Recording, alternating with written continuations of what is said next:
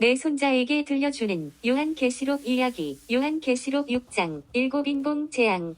이 세상에서 최고의 복이 무엇일까? 시온이, 요한이, 할아버지가 서울에 가서 택시를 타면 기사 어른한테 운전 몇 년 하셨느냐고 물어보는 습관이 있어. 20년 이상 운전하셨다고 하면 운전 잘하는 비결이 뭐냐고 물어보는 거야. 그러면 대체적으로 양보운전, 방어운전, 예측운전이라고 대답하거든. 너희가 할아버지한테 운전 비결이 뭐냐고 물어보면 할아버지는 도로의 흐름을 잘 타라고 말할 거야. 수영선수가 파도를 잘 타는 것처럼 말이야. 성경도 마찬가지야. 한 구절에 매이지 말고 전체 흐름을 잘 타고 난 다음에 자기 마음에 꽂힌 말씀을 묵상해야 되는 거야. 성경 전체의 흐름은 창조와 심판 사이의 섭리와 구원의 역사야. 구약의 흐름은 범죄와 전쟁과 기근과 연병이야. 이스라엘 백성이 몸으로 피부로 가슴으로 느끼며 체험한 흐름이 그렇다는 거야. 신약의 흐름은 복음과 전쟁과 기근과 죽음이야. 사도들도 속사도들도 모든 기독교인들도 다 이 흐름 속에서 믿음을 지켰거든. 왜 전쟁이 빠지지 않느냐고 묻는다면 이 세상에서 가장 큰 사건이 전쟁이고 역사가들의 말에 의하면 인류의 역사는 한 해는 전쟁, 한 해는 전쟁을 쉬는 평화라는 거야. 우리가 말하는 핍박과 박해도 일종의 전쟁이야. 일방적으로 당하고 무방비로 당하니까 전쟁이 아니고 뭐냐? 그러니까 전쟁에 능하신 하나님께 매달려 살려달라고 기도하면서 살아가는 것이 이 세상에서 누릴 수 있는 가장 큰 축복이야. 하나님 앞에 계속 매달리니까 말이야. 그런 면에서 우리 대한민국 교인들은 복 중에 복, 최고의 복을 받은 거야. 왜냐하면 우리는 아직도 전쟁이 끝나지 않았고 휴전 중에 있고 북한이 핵무기로 우리를 계속 위협하고 있기 때문이야. 그래서 영적으로 눈을 뜬 교인들은 쉬지 않고 계속해서 구국 기도를 하고 있거든. 더더구나 북한의 고향을 두고 오신 월남 성도들은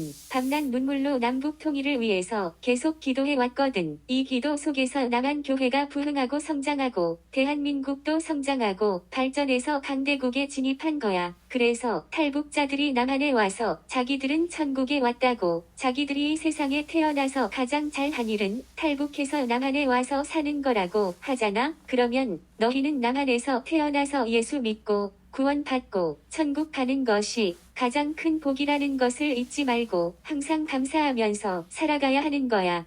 내가 보니 흰 말이 있는데 그 탄 자가 나아가서 이기고 또 이기려고 하더라. 요한계시록 6장 2절 말씀.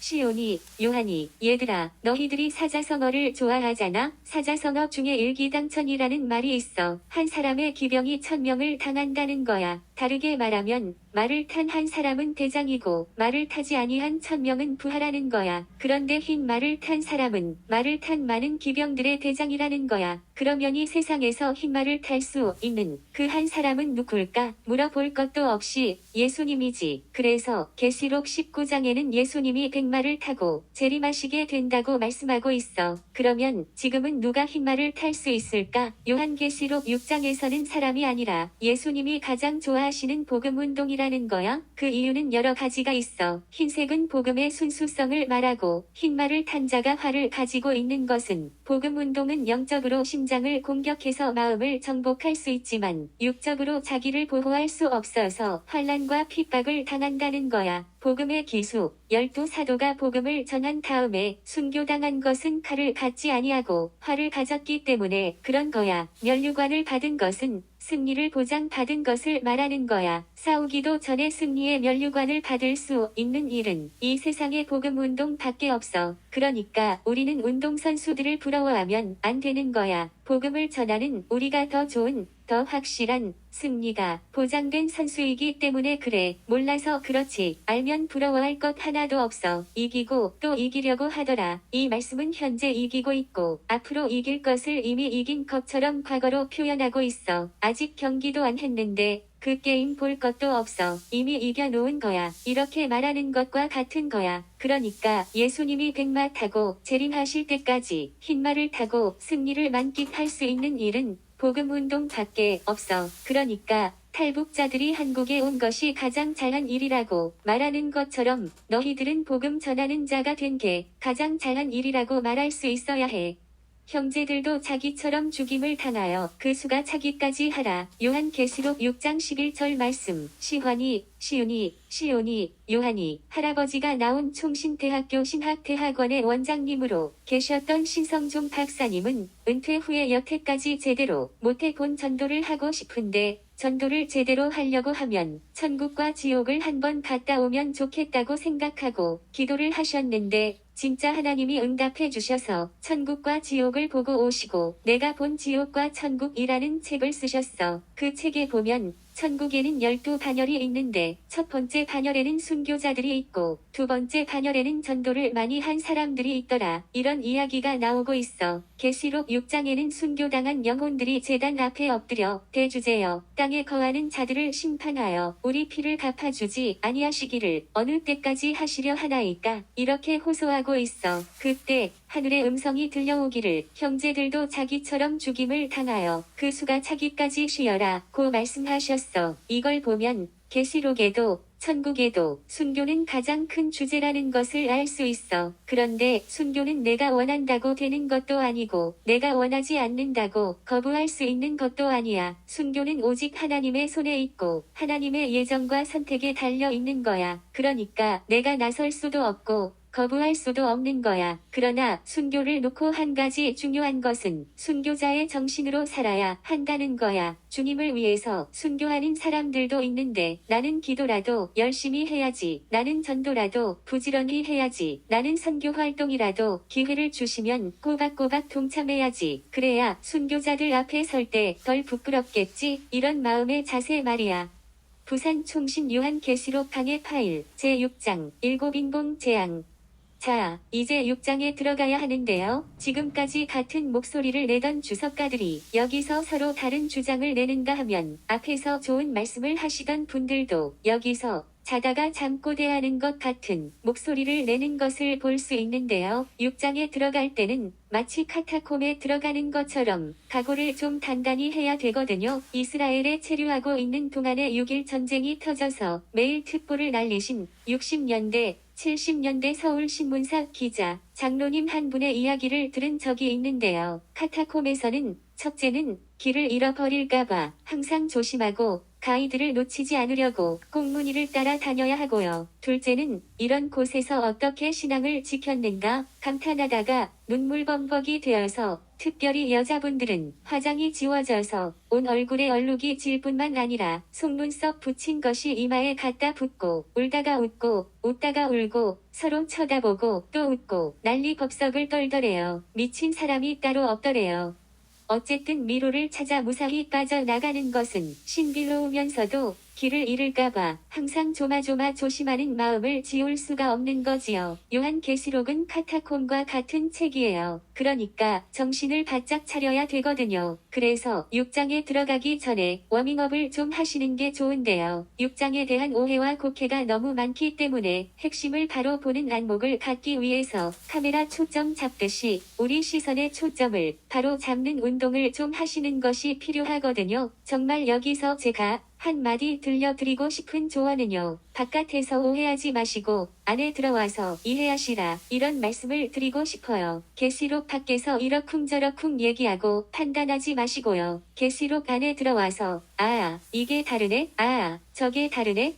이렇게 다를 수가 있나? 이렇게 놀라면서 미로를 통과하시면 좋겠네요. 우리가 어릴 때 어른들의 말씀에 서울 가본 사람하고 안 가본 사람하고 싸우면 안 가본 사람이 이긴다는 말이 있었잖아요. 이 말은 지금도 유효하고요. 특별히 요한계시록 공부하는데도 딱 맞는 말씀이에요. 군대 가서 6개월 동안 우왕좌왕 요령 없이 헤매던 때를 생각하시면 오히려 좀 더 마음이 편해질지 모르겠네요. 제가 목회하면서 특별히 성경 가르치면서 하나님이 한 가지만 제 마음대로 하라고 하시면 저는 교인들의 사고방식을 좀 뜯어고치고 싶을 때가 많았어요. 그런데 요한계시록을 가르치니까 그 마음이 더 강해지는 거예요. 그런데 다 고치는 것은 불가능하고 한쪽 발은 그대로 두시더라도 다른 한쪽 발은 좀 고치시는 것이 좋지 않을까? 이렇게 생각하는데요.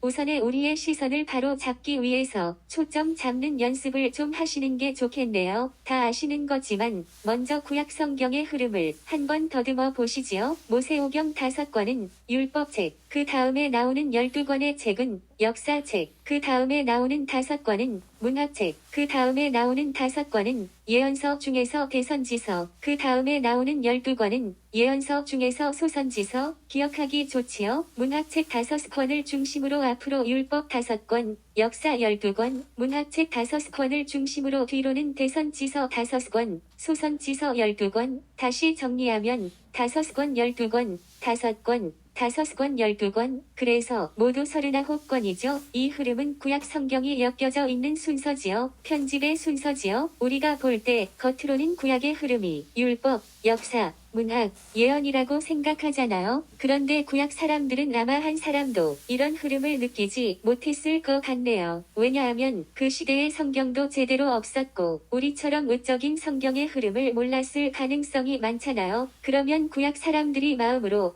가슴으로, 몸으로, 피부로 느낀 흐름이 반드시 있었을 텐데요. 개인적으로, 집안적으로, 국가적으로, 민족적으로 느낀 흐름은 결코 율법, 역사, 문학, 예언이 아니에요. 오히려 그들의 가슴에 부딪힌 것은 범죄와 전쟁과 기근과 연병이잖아요. 어른들은 우리 인생을 희노애락으로 요약하는데 나는 조선의 국모다 7권의 책을 보고 나니까 희노애락 정도가 아니고 전쟁과 가난과 무지와 질병으로 찌들어 살았더라고요. 나라 임금과 관리들을 원망하면서요. 그러니까 우리가 우리 시대의 안목으로 구약 성경의 흐름을 한 걸음 더 나아가서 구약 시대 사람들의 삶을 율법과 역사와 문학과 예언의 흐름으로 보면 학문으로 가기 쉽고요. 범죄와 전쟁과 기근과 연병의 흐름으로 보면 삶으로 가는 거예요. 계시록을 공부하는데 학문으로 공부하는 분들이 많아요. 그러면 감동이 없어요. 교훈도 없고요. 영향력도 없어요. 그러다가 나라 빼앗기는 고통이 찾아와야 그제서 비로소 계시록의 말씀이 마음에 와서 부딪히는 거지요. 우리 역사가 말해주잖아요. 우리나라에 복음이 처음 들어올 때 이수정 씨가 일본에서 번역한 마가복음을 선교사님들이 제일 먼저 가지고 들어왔지만 하나님은 우리 민족의 가슴 속에 요한계시록을 제일 먼저 심어주셨어요. 한일합방과 일제강점기를 통해서 또 환란과 핍박을 통해서 그리고 길선주 목사님의 요한계시록 강해를 통해서 그리고 우리 어른들이 저마다 당하는 고난과 고통을 통해서 우리 민족의 가슴에 재림의 기대와 천국의 꿈을 심어주셨다고요. 그러니까 요한계시록은 머리로 공부하는 게 아니고 마음으로 가슴으로 몸으로 공부해야 하는 거예요. 그 다음에 신약의 흐름으로 넘어가야 하는데요. 신약의 흐름은 복음서는 복음, 사도행전은 성령, 서신서는 진리, 요한계시록은 계시가 핵심이잖아요. 복음과 성령과 진리와 계시의 흐름, 이 흐름은 우리가 지금 시점에서 보는 흐름이에요. 그런데 초대교회사에 나오는 것처럼 예수님 부활 승천하시고 7일 만에 성령 강림하시고 30년 동안 복음의 황금기를 맞이한 다음에 주후 60년대에 접어들면서 그 유명한 10대 박해 시대에 들어가게 되고 250년 동안 수많은 박해를 당하다가 콘스탄틴 대제 이후 핍박이 사라지면서 기독교 가로마 제국의 기성 종교 미트라교와 타협하고 중세 암흑의 시대로 접어들잖아요. 그러면 교인들이 마음으로 가슴으로 몸으로 느끼고 체험한 신약 시대의 실제적인 흐름은 무엇이라고 생각하세요? 복음, 성령, 진리, 계시라고 생각하세요? 아니에요. 절대 아니에요. 복음 다음에 전쟁, 전쟁 다음에 기근, 기근 다음에 죽음, 복음과 전쟁과 기근과 죽음이에요. 복음과 성령과 진리와 계시가 아니라고요. 초대 교회만 그런 게 아니에요. 20세기에 들어와서도 그랬어요. 1901년 그것도 1월 1일 그날이 무슨 날이에요? 20세기에 접어드는 제일 첫 번째 날이잖아요. 20세기 첫째 날 미국 캔사스주 토피카에 성령이 강림하셨잖아요. 그리고 영국 웨일즈에서 미국 아주사에서 우리나라 평양에서 성령의 역사가 일어났잖아요. 그리고 정확하게 13년 후에 세계 제1차 대전이 일어났잖아요. 또 제1차 대전이 일어난 지 25년 만에 제2차 대전이 일어났잖아요. 역사에는 가정이 없다고 하잖아요. 그래도 한번 가정해 보시는 게 좋아요. 진리를 깨닫기 위해서, 진리를 확인하기 위해서요. 우리가 원하는 대로 좋은 일만 있기를 바라는 대로 성령의 역사만 일어나고 전쟁이 없었다면 우리 기독교 교인들이 천국을 사모하면서 요한계시록을 읽었을까요? 공부를 했을까요? 관심을 가졌을까요? 아니면 여기가 좋사오니 초막셋을 짓자고 했을까요? 후천연설이 지지를 받지 못하는 이유가 바로 여기에 있잖아요. 미국의 대각성 운동이 1726년에 일어나서 많은 사람들이 죽게로 돌아오고 1787년에 제2차 대각성 운동까지 일어나니까 지금이 천년왕국 시대다. 이 시대가 끝나면 이 시대 끝자락에 예수님이 재림하신다. 이렇게 주장하다가 세계 제1차 대전, 2차 대전이 일어나는 것을 보고 꼬리를 내렸잖아요. 우리나라도 마찬가지죠. 공식적으로 언더우드 선교사님과 아펜젤러 선교사님이 1885년 부활절 아침에 인천 월미도에 도착하셨는데 정확하게 22년 만에 1907년 평양에 성령이 강림하시고 평양 대부흥운동이 일어나고 겨우 3년 만에 한일합방으로 일제강점기에 들어갔잖아요. 이런 역사의 변곡점이 생기지 않았더라면 우리 한국교회가 요한계시록을 좋아했을까요? 예수님도 마찬가지시잖아요. 3년 6개월 동안 복음을 전하시고 3년 6개월 후에 바로 십자가에 못 박혀 돌아가셨잖아요. 복음 전하신 후에 왜 전쟁이 일어났어요? 핍박도 전쟁이잖아요. 속절없이 당하는 전쟁이잖아요. 그래서 예수님의 생애의 흐름이 기독교 역사의 코드잖아요. 겉으로는 복음 다음에 성령, 성령 다음에 진리, 진리 다음에 계시를 주셨는데 사도들도 초대 교인들도 몸으로 가슴으로 피부로 느낀 것은 복음 다음에 전쟁, 전쟁 다음에 기근, 기근 다음에 죽음이었잖아요. 저는 이것을 기독교 역사의 코드로 보고 싶은데요. 아니라고 해도 괜찮아요? 제가 여기서 말씀드리려고 하는 것은 6장에 나오는 흰 말이 복음 운동을 말하고 붉은 말이 전쟁을 말하고 검은 말이 기근을 말하고 청황색 말이 죽음을 말한다는 거예요. 청황색 말은 그 탄 사람의 이름을 사망이라고 직설적으로 언급하고 있어요. 검은 말을 탄 사람이 손에 저울을 가졌다는 것은 그만큼 먹고 살기 어렵다는 이야기이고요. 그래서 기근을 말한다고 대부분의 주석가들이 말하고 있어요. 어떤 목사님의 따님과 같이 고등부 교사를 한 적이 있는데 자기는 8남매래요. 어머니가 과자 한 봉지가 들어와도 8명한테 꼭 같이 나누어 주고 자녀들 보는 데서 우수리는 방에다 넣어뒀다가 나중에 또 과자가 들어오면 그때 풀어서 또 같이 나눠 줬다는 거예요. 말하자면 사모님이 저울 역할을 잘 하신 거예요. 춥고 배고픈 시절 다 그렇게 사셨잖아요. 먹을 걸 줘도 제대로 안 먹는 지금과는 너무너무 다르잖아요. 그 다음에 붉은 말을 탄 자는 허락을 받았대요. 전쟁은 마음대로 일으키는 것이 아니라는 걸 잘 보여주잖아요. 하나님의 허락이 떨어져야 일으킬 수 있는 거지요. 화평을 제하고 서로 죽이게 한다고 하잖아요. 전쟁이 틀림없고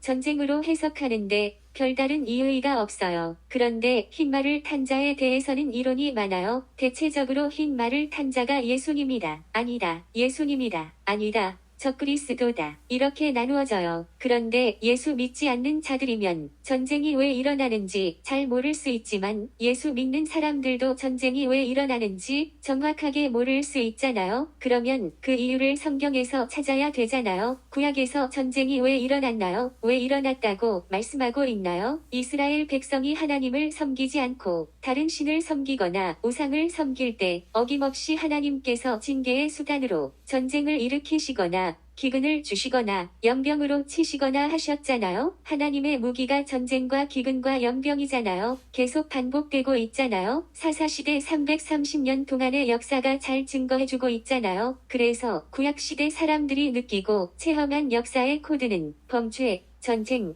기근, 연병이잖아요. 이렇게 정리할 수 있잖아요. 그런데 신약시대 들어와서는 전쟁이 일어나는 이유가 구약시대와 다른 거예요. 예수님이 복음을 열심히 전하셨는데 왜 십자가에 못 박혀 돌아가셨나요? 사도들이 부지런히 복음을 전하고 소아시아뿐만 아니라 세계의 심장부 로마에까지 가서 복음을 전했는데 왜 핍박을 받았나요? 핍박도 일종의 전쟁이라고 했잖아요. 일방적으로 당하는 전쟁이잖아요. 20세기 초반의 성령 세례를 받고 많은 젊은이들이 선교사로 헌신했는데 왜 제1차 2차 대전이 일어났나요? 전 세계적인 전쟁이잖아요. 전쟁은 하나님의 손에 있잖아요. 그래서 성경은 전쟁이 하나님께 속한 것이라고, 우리 하나님이 전쟁에 능하신 하나님이시라고 말씀하고 있잖아요. 거기에는 하나님의 숨은 뜻이 있는 거지요. 여기서 우리는 구약의 전쟁과 신약의 전쟁, 그 성격이 다른 것을 느낄 수 있잖아요. 이런 문제를 가지고 고민도 하고 기도도 하고 하나님한테 물어봐야 되잖아요. 정확하게 말씀드릴 수는 없는데 조금 희미하지만 그래도 이쪽이 아닐까 생각하는 것이 있는데요. 틀렸다는 것을 깨달으면 바로 수정할 각오를 가지고 말씀드린다면 복음만 전해 가지고는 영혼 구원하는 게 아니라는 거예요. 큰 그림으로 보면 그렇다는 거예요. 순교의 피를 흘려야 열매를 맺는다는 거예요. 요한계시록이 이 사실을 적극 지지해주고 있어요. 예수님도 그래서 십자가에 못 박혀 돌아가셨어요. 사도들도 전 세계 복음화의 초석을 놓는 분들이니까. 그래서 순교의 피를 흘렸어요. 우리나라도 일제강점기 때 4만 명이 순교의 피를 흘리고도 부족했는지 해방 후 5년 만에 한국 전쟁이 일어나서 10만 명이 순교를 당했기 때문에 14만 명의 순교의 피가 이 땅에 흐르고 있다고 그러잖아요. 한국 교회가 부흥하고 성장하니까 미국의 교회 성장 학자들이 한국을 방문해서 조사를 했대요. 큰 교회 대예배 드리는 모습,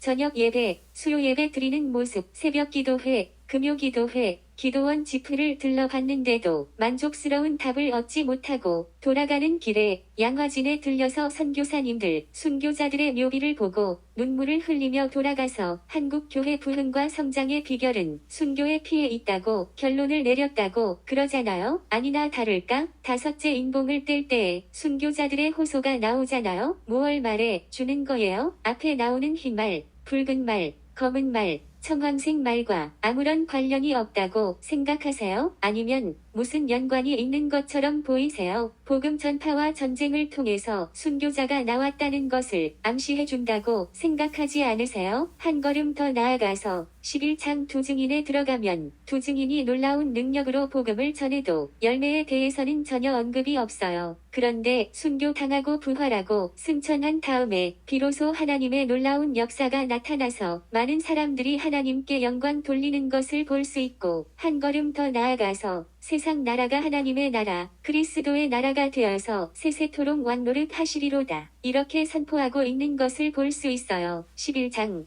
거기서는 이렇게 말씀하고 있다고요. 그래서 바깥에서 오해하지 마시고 안에 들어와서 이해하시라고 말씀드리는 거예요. 하나님의 말씀을 문자 그대로 믿는 믿음을 갖고 있다면 그게 좋아요. 예수님께서 천지는 변해도 하나님의 말씀은 1.1획도 변치 않는다고 말씀하신 것을 믿으신다면 그렇게 하시는 게 좋아요. 내 생각은 틀렸고 하나님의 말씀은 1.1획도 틀린 게 없다고 믿는다면 계시록 안에 들어와서 이해하시는 게 좋아요. 엄격한 의미에서 복음 전도는 전도자의 순교로 끝나고 순교의 피를 받으신 하나님이 역사하심으로 많은 열매를 맺게 된다는 것을 잘 보여주는 거예요. 예수님의 구속사역의 원리도 마찬가지잖아요. 예수님의 생명을 화목제물로 받으시고 하나님 아버지께서 성령을 보내주심으로 많은 영혼을 구원하게 하셨잖아요. 그래서 예수님 자신도 자신의 죽음을 비유로 말씀하셨잖아요. 한 알의 밀이 땅에 떨어져 죽으면 많은 열매를 맺는다고요.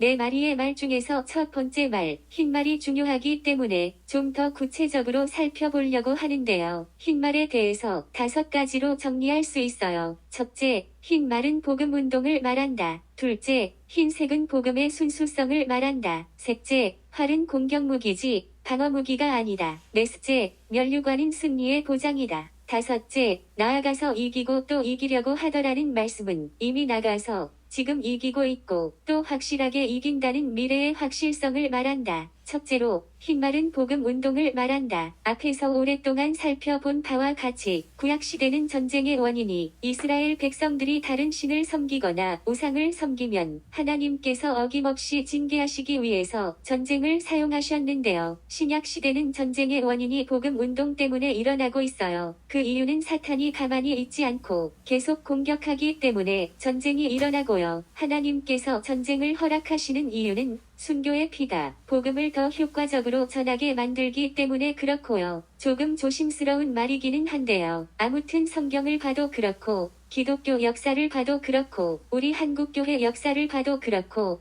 요한계시록을 봐도 그렇고 성도들의 개인 생활을 지켜봐도 처음 예수 믿는 초대교인들은 환난과 핍박이 남달리 많아요. 그런데 그것을 잘 이기고 견디니까 그 한 사람 때문에 또 온 가족이 구원받는 놀라운 역사가 일어나는 걸 볼 수 있어요. 많은 주석가들은 흰말을 탄 자가 예수님이라고 하는데요. 그 근거가 19장 11절에 예수님이 백마 타고 오시니까 6장의 흰말 탄 자도 예수님이시다. 이렇게 말하는데요. 논리적으로 맞지가 않아요. 19장은 재림을 말하고 6장은 일곱인봉 재앙을 말하고 있거든요. 6장에 들어오기 전에 이미 1장부터 5장까지 요한에게 또 지상교회에게 주신 말씀을 잘 붙잡아야 되는데요. 1장 1절에서 반드시 속히 될 일들이라고 말씀하셨고 1장 19절에서 장차 될 일들이라고 말씀하셨고 4장 1절에서 이후에 마땅히 일어날 일들을 보이리라고 말씀하셨는데요. 그러면 이 말씀 그대로 사건이 일어나서 예언이 이루어지는 거잖아요. 반드시 속히 될 일들이 장차 될 일들이 마땅히 일어날 일들이 순서대로 사건으로 일어나게 되는데요. 사건들을 상징으로만 보고 있으면 안 되는 거지요. 새 시리즈 재앙이 처음으로 일어나고 있는데 예수님이 초림과 재림 사이에 또 오신다는 건가요? 그래서 대부분의 주석가들이 6장에서 한번 휘둘린다고 그럴까요? 소용돌이에 한번 휘말린다고 그럴까요? 잘 나가다가 큰 파도를 만나서 곤두박질을 한번 친다고 할까요? 그래서 6장 공부를 제대로 해야 되거든요. 주석이라는 주석은 다 갖다 놓고 박사를 내야 하거든요. 그런데 사건을 사실 그대로 기록하면 로마 장교가 다 알아보고 편지 검열에서 발각되어서 소아시아 7교회에 전달될 수가 없거든요. 그래서 로마 장교가 읽어도 무슨 말인지 전혀 알아듣지 못하도록 은어를 사용하고 있는데 상징이라고만 생각하고 실제 사건을 생각하지 아니하고 사유만 하고 있으면 안 되는 거지요. 몇 년 전에 도청이 심한 국가에서 사역하시는 선교사님한테서 전화가 왔어요. 교수님, 지난 주간에 이사장님이 다녀가셨습니다. 회사는 잘 돌아가고 있습니다. 회사원들이 좀 늘어났습니다. 감사합니다. 이 대화에서 교수님은 목사님을 말하고요. 이사장님은 파송교회 담임 목사님을 말하고요. 회사는 신학교를 말하고요.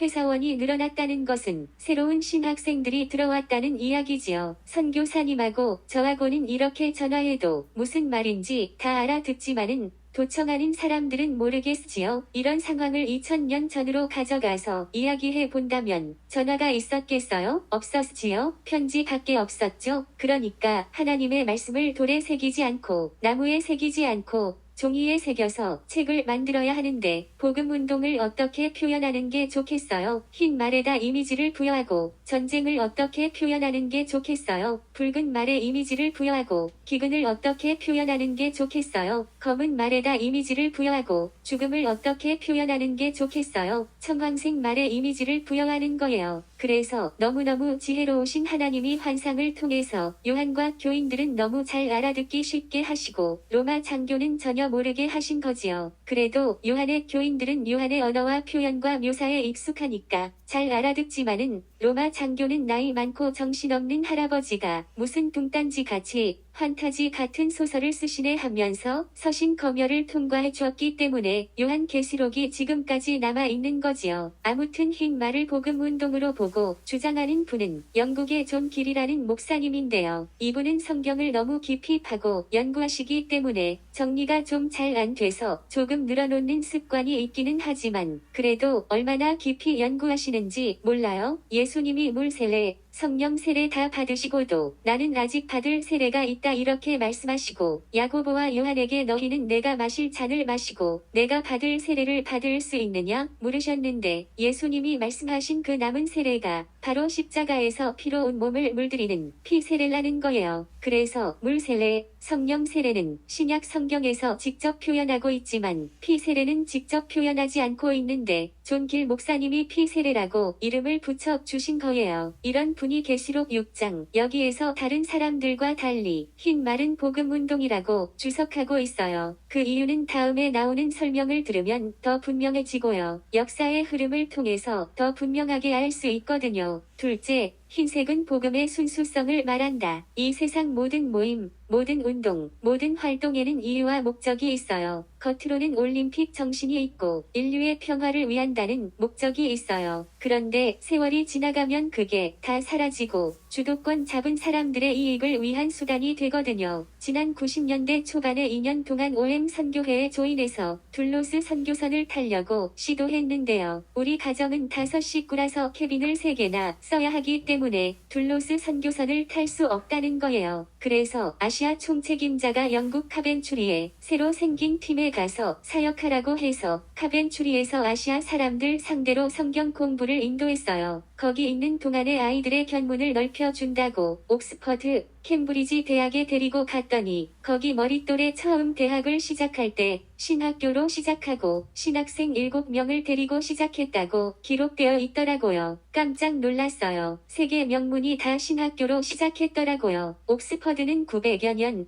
되었고 캠브리지는 600여 년 되었는데 거기서는 아직도 성경 주석이 나오는데 400여 년 된 하버드 대학에서는 성경 주석이 나오지 않고 있어요. 아무튼 세계적인 명문 대학으로 변해버린 신학교는 흰색을 자랑할 수 없는 거예요. 그런데 아직도 복음운동은 흰색을 자랑하고 있어요. 왜냐하면은요, 복음운동을 위해서 일생을 바치고 목숨을 바치고 생명을 바치는 사람들이 있기 때문에 그래요. 그리고 하나님이 타협한 신학교는 끝까지 지켜주시지 않아도 복음운동은 계속 지켜주시고 끝까지 지켜주시기 때문에 그래요. 그러니까 우리가 무엇을 붙잡아야 나도 살고 남도 살릴 수 있는지 또 하나님께도 영광을 돌릴 수 있는지 잘 분별해야 되는 거지요. 셋째, 활은 공격 무기이지 방어 무기가 아니다. 에베소서 6장에 보면 하나님의 전신갑주가 나와요. 몇 개인가 헤아려 보면 6개밖에 안 돼요. 7이 완전수인데 완전하다고 볼 수 없잖아요. 그런데 그렇지 않아요. 성령의 검, 곧 하나님의 말씀은 방어도 되고 공격도 되는 무기예요. 2가지 역할을 다 하니까 하나님의 전신갑주가 6개가 아니라 7개고요. 완전한 무기인 거예요. 그래서 사탄과 싸울 때는 검으로 방어도 하고 공격도 해야 돼요. 그러나 복음 운동할 때는 방어 무기를 쓰면 안 되는 거예요. 비둘기처럼 순결해야 돼요. 주기철 목사님처럼, 손양원 목사님처럼 때리면 맞고 굶기면 굶고 가두면 갇히고 비폭력주의로 나아가야 하는 거예요. 그러니까 복음의 화살을 쏴서 심장은 뚫을 수 있어도 나를 지키는 방어 무기는 없는 거예요. 겟세마네 동산에서 베드로가 말고의 귀를 쳐서 떨어뜨렸을 때 예수님이 하시는 말씀이 너는 내가 내 아버지께 구하여 지금 12군단 더 되는 천사를 보내시게 할 수 없는 줄로 아느냐? 예수님은 방어 무기를 가지고 계시면서도 사용하지 않으셨다는 거지요. 어떤 선교사님이 원주민의 화살에 맞아 돌아가셨는데 현장에 가보니까 선교사님의 권총이 땅에 떨어져 있고 그 권총 안에는 총알이 장전되어 있었다는 거예요. 짐승의 공격을 막기 위해서는 권총을 사용할 수 있어도 원주민의 공격을 막기 위해서 권총을 사용할 수는 없었다는 거예요. 이것이 바로 복음운동가들은 활은 사용할 수 있어도 칼은 사용할 수 없다는 거예요. 원주민들의 영혼을 구원하기 위해서 복음의 활을 사용해서 심장을 쏠 수는 있어도 원주민을 죽이는 칼은 쓸 수 없고 총도 쏠 수 없다는 거예요. 이게 순결한 복음 운동이에요. 그래서 활은 영적인 공격 무기, 복음의 무기이지 자기를 보호하는 육적인 방어 무기가 아니라는 거예요. 넷째, 면류관은 승리의 보장이다. 면류관을 받고 이 말씀은 경기에서 승리자에게 주는 면류관을 말하고요. 받고는 단순 과거 수동태인데 누가 주셨다는 표현이 없지만은 하나님이 주신 거라면 신적 수동태라고 해서 하나님한테 면류관을 받았다라고 해석해야 하거든요. 저는 이런 걸 잘 모르는데 모를 때마다 천재 목사님한테 질문하면 만족스러울 정도로 똑 부러지게 밝혀주시네요. 마치 족집게 강사처럼요. 정리하면 승리를 보장받고 복음을 전하는 거지요. 이보다 더 확실한 일이 세상에 어디에 있겠어요. 주님이 이겨놓으신 싸움을 승리를 보장받고 복음 전도자가 나가서 싸우니까 얼마나 신바람이 나겠어요. 그래서 선교는 맛을 모르면 관심도 없고 맛을 보면 미치게 되어 있어요. 제가 교회 건축 중에 있을 때 어떤 집사님이 자기 엄마한테 복음을 좀 전해 달라는 거예요. 그러면서 자기 어머니는 80이 넘었고 원불교를 60년 이상 믿었고 자기 집에서 고집이 제일 세서 아무도 못 꺾는다고 하는 거예요.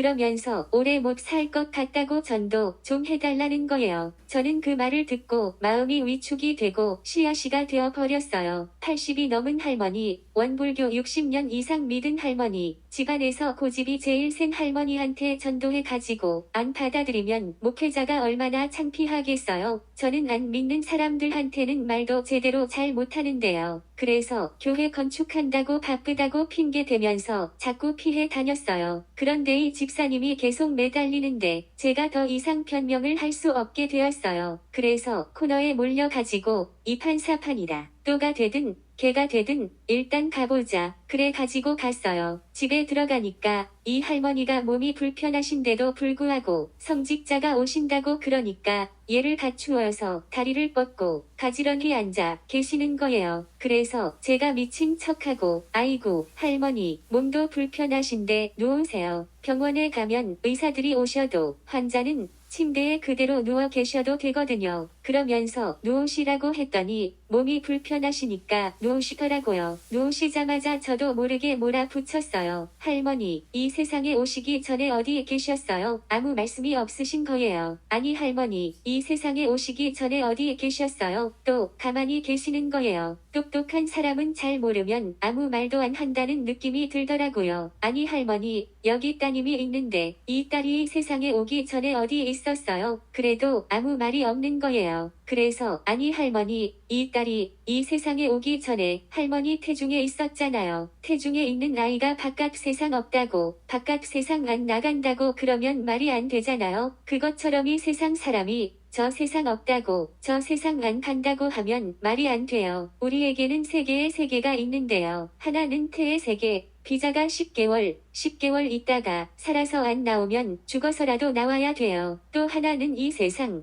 비자가 100년 지나면 다 가셔야 돼요. 100년도 못 살고 가시는 분들이 많아요. 저 세상은 영원히 사는 곳인데 많이 들어서 잘 아시겠지만 저 세상은 두 세상이 있어요. 천국과 지옥. 천국 가려고 하면 티켓이 있어야 하는데 그게 바로 예수 믿는 거예요. 할머니가 여태까지 한 번도 하나님한테 기도를 안 해보셔서 잘 모르시기 때문에 제가 할머니를 대신해서 기도해 드릴 테니까 저를 따라서 기도하세요. 그렇게 해서 영접 기도를 시켰어요. 그 다음에 놀라운 일이 일어났어요. 돌아가실 때까지 계속 찬송을 들어달라고 하고요. 원불교에서 방문을 왔는데 문간에서 이제 오지 말라고 나 예수 믿는다고 돌려보냈어요. 또 그 할머니가 예수 믿고 나니까 교회 안 나가던 자녀들, 가족들이 다 교회에 나오게 되었어요. 그래서 제일 큰 사위가 그러시는 거예요. 장모님은 살아계실 때도 집안에 큰 일을 하셨는데 돌아가실 때도 큰 일을 하시고 가셨다고요. 그 후 6개월 만에 돌아가셨어요. 80이 넘은 분이, 원불교를 60년 이상 믿으신 분이, 집안에서 고집이 세기로 소문난 분이 예수 믿고 천국 가셨어요. 지금도 그 할머니만 생각하면 얼마나 마음이 기쁘고 즐거운지 말로 다 할 수 없어요. 복음운동은 반드시 이기게 되어 있어요. 이스라엘 계집종이 나아만 장군을 이긴 것처럼 말이에요. 일국의 1등 공신 장군이 계집종의 말을 듣고 엘리사에게 찾아갈 뿐만 아니라 선지자가 시키니까 부하처럼 하인처럼 요단강에 가서 7번 목욕하고 문둥병이 나았으니까 계집종이 이긴 거지요. 복음 전도자는 이 계집종처럼 반드시 이기게 되어 있어요. 그게 바로 하나님의 섭리예요. 이 세상에서 반드시 승리하는 싸움은 복음 전도예요. 다섯째, 나아가서 이기고 또 이기려고 하더라는 말씀은 이미 나가서 지금 이기고 있고 또 확실하게 이긴다는 미래의 확실성을 말한다. 나아가서라는 말씀은 단순 과거로 되어 있어요. 이미 나갔다는 의미로 복음운동에 적극적인 참여를 보여주고 이기고라는 말씀은 현재 분사로서 현재 진행형이에요. 지금 이기고 있는 것을 말해주고 또 이기려고 하더라의 말씀은 미래 사실을 이미 이긴 것처럼 과거로 표현하고 있기 때문에 예변적 과거라고 하는데요. 목사님들이 설교 중에 교인들이 잘 이해하도록 예언적인 과거라고 하시는데 문법에서는 예언적 과거가 아니라 예변적 과거라고 하거든요. 이미 이겨놓은 싸움이라는 것을 잘 보여주지요. 이 구절은 복음운동이 이미 시작되었고 또 지금 현재 계속 이기고 있고 앞으로 틀림없이 이기게 된다고 약속해주고 있는 거예요. 얼마나 좋은 말씀인가요? 복음운동은 절대로 실패가 없어요. 우리나라에는 교회보다 더 많은 것이 식당이래요. 그런데 식당을 오픈하면 51%는 성공하고 49%는 망한다고 하네요. 통계가 그렇다는 거예요. 그러니까 식당의 성공률은 50%지요. 그런데 복음운동은 성공률이 100%라는 거예요. 이런 사업을 왜 안 하지요? 왜 투자하지 않지요? 왜 끝까지 밀고 나가지 않는 거지요? 계시록 6장 2절 이 한 구절을 붙잡지 않고 있기 때문이 아닌가요? 이렇게 승리를 확신하고 싸워도 우리가 잘 모르는 하나님의 깊으신 섭리에 의해서 순교의 제물이 되거든요. 그래서 다섯째 인봉을 뗄 때의 하늘의 제단 아래에서 우리 피를 갚아주지 아니하시기를 어느 때까지 하시려 하나이까? 이렇게 호소하고 있는 순교자들을 볼 수 있는데 중요한 것은 순교자의 수가 차기까지 기다리라고 말씀하시지요. 이 말씀을 통해서 우리는 지금까지도 순교자가 많았지만 앞으로 더 많은 순교자가 나올 것을 예상할 수 있는 거지요.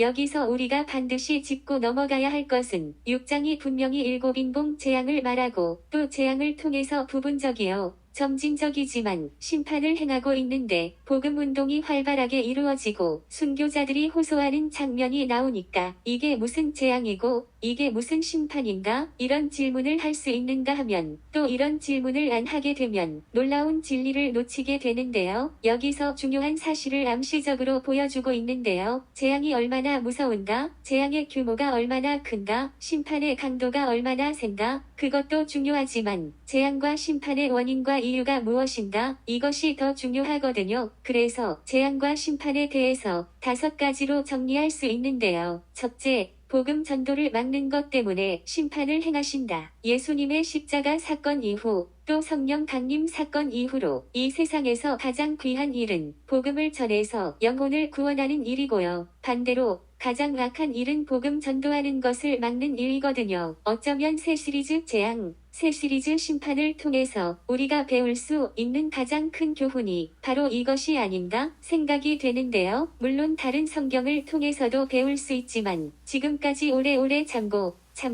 또 참아오신 하나님께서 마지막에 분노하시고 진노하시고 재앙을 내리시고 심판하시는 것을 보면 소름이 끼칠 정도로 두려운 마음이 드는데요. 저는 의식적으로 요한계시록을 가르칠 때 앞에 있는 사실이나 진리를 끌어다가 지금 공부하고 있는 사실을 설명하거나 증명하는 것을 피하려고 하는데요. 6장에서는 자꾸 끌어오는 것을 볼 수 있네요. 그 이유는 리차드 보캄의 주장대로 하나님께서 점진적으로 심판하시다가 마지막에 가서 1시간 만에 온 세상을 다 심판하시는 것을 볼 수 있는데요. 약한 강도의 말씀을 증명하기 위해서 강한 강도의 말씀을 끌어오는 것은 비효율적이라고 생각하기 때문에 미리 가셔서 보고 오시라고 힌트를 드리고 싶네요. 이유는 하나밖에 없어요. 하나님이 최대한의 사랑으로 하시는 구원 사업을 방해하는 세력은 그 누구도 용납하지 아니하시고 다 심판하시는 사실을 알 수 있어요. 특별히 마지막에는 더욱 그래요. 이게 무서운 거예요. 그래서 흰 말이 나오는 거예요. 그래서 순교자의 호소도 나오는 거예요. 그러니까 재앙이나 심판만 보면 안 되는 거예요. 복음 운동을 활발하게 전개하시고 핍박하고 박해하고 순교에 이르게 하는 자들을 1차적으로 7인봉 재앙을 통해서 심판하시는 것을 보셔야 되는 거예요. 둘째, 복음 받아들이는 일에 무관심한 것 때문에 심판을 행하신다. 8절에 땅의 화평을 제하여 버리며 서로 죽이게 하고 또 큰 칼을 받았더라. 이렇게 말씀하고 있는데요. 전쟁과 핍박은 복음 전도를 막기 위한 것이요. 복음 전도자를 제거하기 위한 것이지요. 물론 동시에 일어나는 사건이라고 생각하지만 따로 다루어야 할 이유는 죽이기까지는 안 해도 방해하는 사람들이 많이 있기 때문에 그래요. 복음 전도에는 환난과 핍박만 방해하는 것이 아니라 무관심,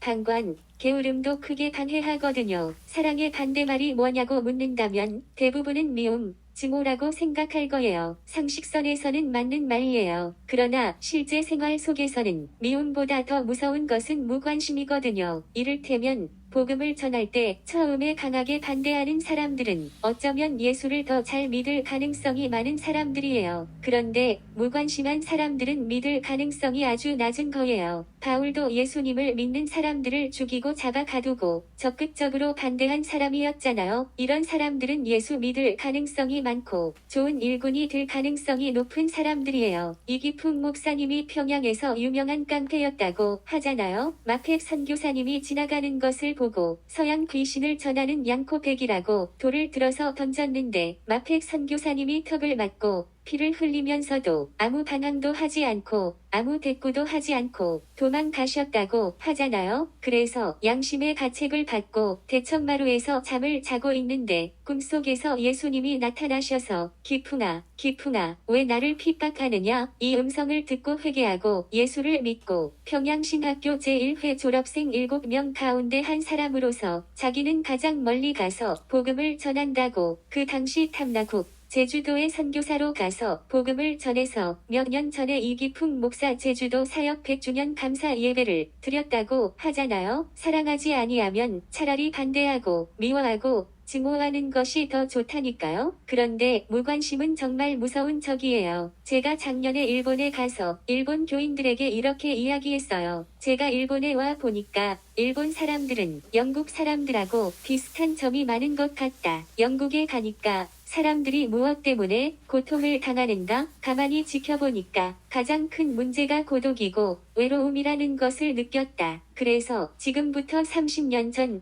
그 당시에 애완견이 700만이었다. 그리고 한국에 와서 보니까 한국 사람들은 문제가 많은 것이 문제더라고 얘기하면서 그렇다면 일본은 무엇이 가장 큰 문제냐? 이렇게 질문을 했더니 신학을 나오고 앞으로 복음사역을 준비하고 있는 한 형제가 한참 생각하더니 무관심인 것 같다고 대답하더라고요. 저는 그 말을 듣고 엉뚱한 생각을 했는데요. 그 무관심 때문에 일본 교회가 성장하지 않았구나. 복음이 들어온 지 벌써 500년이 되었는데도 복음이 퍼져나가지 않았구나. 이런 생각을 했어요. 1억 3천만 인구 가운데 0.4%가 기독교인이라는데 54만 명 밖에 안 되는 거잖아요. 복음 전도에는 무관심이 너무 무서운 적이에요. 그렇다면 하나님께서 재앙을 내리시고 심판을 행하실 때 환난과 핍박 때문에만 그렇게 하실까요? 무관심과 방관과 게으름은 그냥 두실까요? 예수님이 예루살렘을 향해서 오시면서 예루살렘아 예루살렘아 암탉이 그 새끼를 날개 아래에 모음 같이 내가 내 자녀를 모으려 한 일이 몇 번이더냐? 그러나 너희가 원하지 아니하였도다. 이렇게 안타까워하셨는데 예수님을 원하지 아니하고 예수님의 사랑을 원하지 아니하고 구원을 원하지 아니한 것은 심판하지 아니하실까요? 아니지요. 절대 아니지요. 그러기 때문에 우리는 더 관심을 가져야 하고 더 부지런히 기도해야 하고 하나님이 인도해 주시는 대로 더 열심히 복음을 전해서 한 사람이라도 더 구원해야 하는 거지요. 목회는 은퇴가 있어도 영혼 구원은 은퇴가 없어요. 어떤 목사님이 은퇴하신 다음에 목회할 때보다 은퇴한 다음에 세례를 더 많이 주셨다고 그래서 천국 갈 때까지 300명 세례 주는 것이 목표라고 간증하시는 것을 들었어요. 하루에 5시간씩 기도하시니까 주님의 마음을 좀 더 잘 아시는 것 같네요.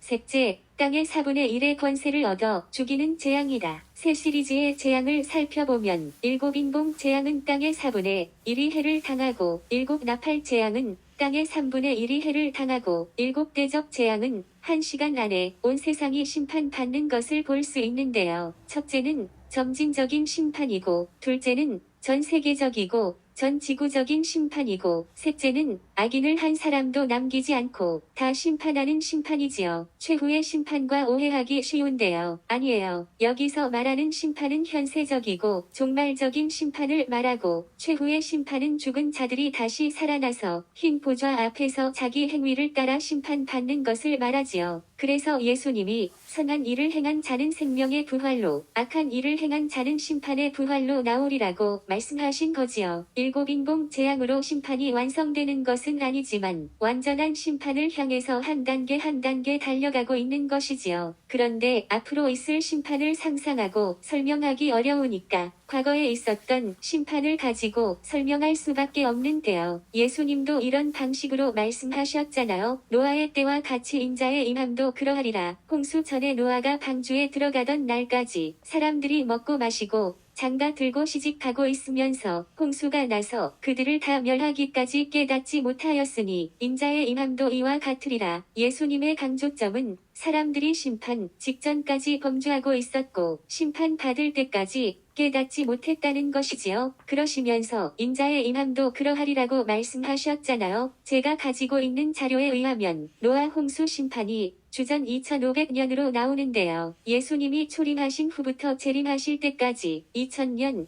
혹은 2500년이라고 가정한다면 4500년, 5000년 지나도 영적으로는 조금도 달라지는 것이 없다는 사실을 알 수 있지요. 예수님의 말씀이나 어투나 마음을 하나하나 분석해 보면 2500년 전이나 2500년 후나 연대는 정확하지 않지만은 여기서는 연대가 문제가 아니고 영적인 상태가 제일 큰 문제인데 조금도 다를 것이 없다는 이야기잖아요. 심판받는 사람들은 그때나 지금이나 또 예수님 재림하실 때나 조금도 다를 것이 없다는 거지요. 노아 이야기, 소돔 고모라 이야기는 너무 많이 들어서 어쩌면 목회자들도 마음이 무뎌질 수 있는데요. 조금 참신한 이야기 하나를 꺼내면 제가 러시아에 선교 여행을 갔는데요. 선교사님의 사모님이신 여자 선교사님이 과거에 초등학교 교사하시던 분이신데 선교 여행 다니시다가 시간이 조금 날 때 제 같은 차를 운전하는 집사님에게 말씀을 드려서 저를 자꾸 산으로 데리고 가시는 거예요. 똑똑하신 분이시니까 목적 없이 저를 데리고 산으로 가실 리는 만무하다. 이렇게 생각하고 호기심을 가지고 따라갔더니 많은 무덤이 있는 곳으로 저를 데리고 가시더라고요. 거기서 설명을 하시는 거예요. 목사님, 700여 년 전에 유럽에 패스트가 유행할 때에 패스트에 걸린 사람들이 반드시 죽는다고 생각하고 죽은 다음에 장사 지내는 것이 어려우니까 패스트 걸린 사람들이 미리 무덤을 만들고 무덤에 들어가 있으면 가족들이 먹을 음식을 갖다 주고 음식이 없어지면 살았구나. 음식이 그대로 있으면 죽었구나. 그래서 무덤 입구를 막아서 장사를 지냈다고 하시면서 그 무덤이 아직도 그대로 남아있다고 설명해 주시더라고요. 패스트에 걸린 사람들이 미리 무덤을 만들고 거기 들어가서 연명하다가 돌아가신 이야기를 듣고 나니까 얼마나 마음이 아픈지 얼마나 가슴이 시린지 죄도 무섭지만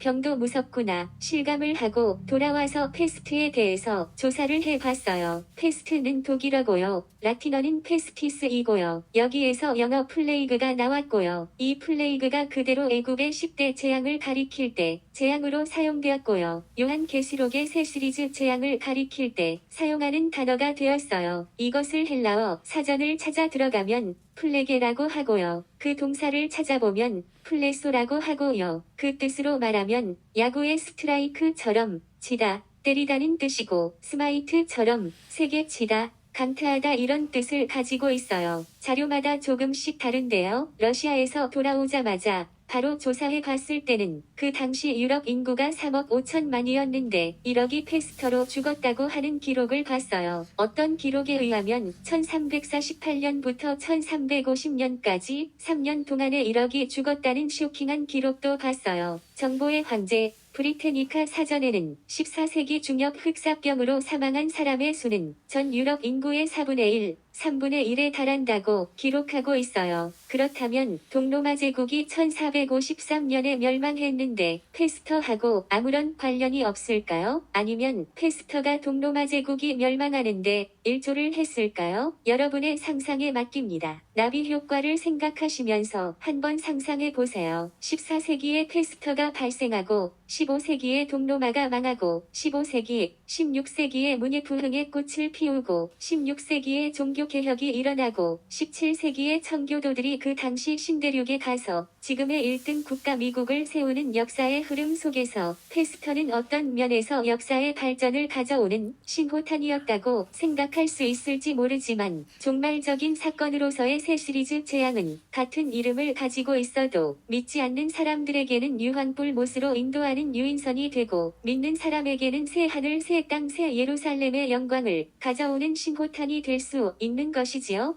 메스제 산들과 바위에게 말하되 우리 위에 떨어져서 우리를 가리라. 보좌에 앉으신 성부 하나님과 어린 양의 진노에서 자기들을 가리워 달라고 산들과 바위들에게 호소하는 모습을 볼 수 있는데요. 이 호소문을 자세히 뜯어보면 보좌에 앉으신 성부 하나님과 어린 양 성자 하나님의 진노를 당하는 것보다는 차라리 생매장을 당하는 것이 더 좋겠다고 생각하고 산들과 바위들에게 호소하는 것을 볼 수 있지요. 그렇다고 산들이 말을 들어주겠어요? 바위들이 들어주겠어요? 아무 소용없는 일이고 아무 도움도 안 되는 일이지요. 저는 자녀들에게 교육 다음으로는 여행을 시켜주므로 안목을 넓혀주는 것이 부모의 큰 의무라고 생각하는데요. 생각은 그렇게 해도 마음껏 여행을 시켜주지 못했는데요. 제가 그렇게 생각하게 된 동기는 저는 순전히 선교의 사명을 갖고 부지런히 선교 여행을 하고 요한계시록을 가르쳤는데요. 하나님께서 제 눈을 밝혀주신다고 여러 가지 체험을 하게 해주시더라고요. 저는 정말 감사하게 생각하는데요. 러시아에 선교 여행을 갔더니 저를 안내하는 여전도사님이 고려인인데요. 한국말을 잘 하시는 분이에요. 목사님, 언제 시간이 나시면 5월 10일 지나서 러시아에 한번 오세요. 그때 오시면 8시간 버스를 타고 핀란드 헬싱키에 가면 24시간 하루 종일 해가 떠 있는 것을 볼 수 있어요. 그래서 저는 안 가도 되고 안 봐도 된다고 하면서 안 갔어요. 그래도 지금 우리가 살고 있는 이 세상에서 천국의 모습을 부분적으로 체험할 수 있는 거지요. 핀란드 헬싱키에 가면 천국처럼 24시간 해가 떠 있는 것을 볼 수 있거든요. 밤이 전혀 없는 것을 체험할 수 있어요. 그런데 우리가 조금만 더 관심을 갖고 찾아보면 지옥의 심판도 눈으로 볼 수가 있어요. 똑똑하신 여자 선교사님, 초등학교 교사였던 선교사님이 저를 또 산으로 데리고 가시면서 목사님한테 보여드릴 게 있다고 하시는 거예요. 자동차도 별로 안 좋은데 기도하면서 가니까 고장도 안 나더라고요. 저를 산 중턱으로 데리고 가서 저기 저 산 꼴짜기를 보라는 거예요. 몇 개월 전에 산에서 만년설이 녹아서 얼음 덩어리가 그대로 산기슭으로 흘러내려서 저기 저 아래에서 남녀 청년들 500여 명이 술 먹고 춤추고 놀다가 그 얼음 덩어리에 치여서 다 죽었다는 거예요. 그래서 지옥이 따로 없더라는 거예요. 그것도 하필이면 주일날 그런 일이 일어났다는 거예요. 할 말이 없었어요. 하나님께서 심판이 무엇이고 어떤 것이라는 것을 현실적으로 부분적으로 보여주신 거예요. 어쩌면 앞으로는 더 무서운 일이 일어날지 몰라요. 다섯째, 누가 능히 서리요? 믿지 않는 사람들은 이렇게 외칠 거예요. 앞으로 외칠 거예요. 그들의 진노의 큰 날이 이르렀으니 누가 능히 서리요? 하나님이 심판하시는 날, 어린 양 예수님이 심판하시는 날, 세상 사람들은 살아날 방법이 없어요. 구제 방법이 없어요. 그래서 외치는 거예요. 누가 능히 서리요? 이런 의문문을 수사 의문문이라고 그래요? 진짜 누가 능히 설 수 있느냐? 그걸 묻는 게 아니고 아무도 능히 설 수 없다는 사실을 문학적으로 호소하기 위해서 이렇게 묻는 거거든요. 맞아요. 아무도 설 수 없어요. 6장에서 심판받는 사람들 입장에서는 아무도 설 수 없어요. 아무도 빠져나올 수 없어요. 아무도 구원받을 수 없어요. 그런데 하나님 편에서는 길이 있고